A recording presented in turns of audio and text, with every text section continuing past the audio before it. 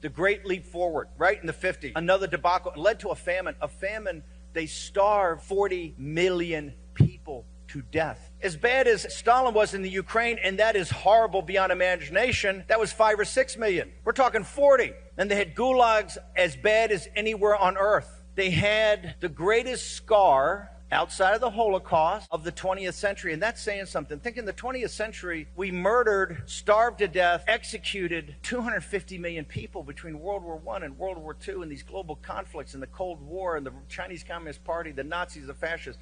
250 million people eradicated, murdered, butchered, starved. Think about it. It's the bloodiest century in mankind's history. 1,000 years from now, they're going to call it the Dark Ages. And in that century, the Cultural Revolution is only second to the Holocaust. Why?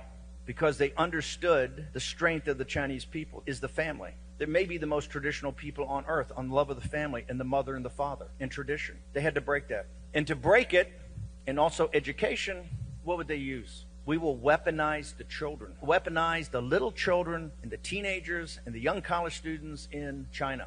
We will turn them into demons to torture and starve and ridicule, not just people in the village, not just the kulaks, the two most honored things in Chinese society, the teacher and the parents. The Cultural Revolution is so awful that the Chinese Communist Party will not let it be mentioned, will not let it be talked about. And even today in the West, we know very little about it. As horrible as that was, the Chinese people pulled themselves out with no help from anybody else.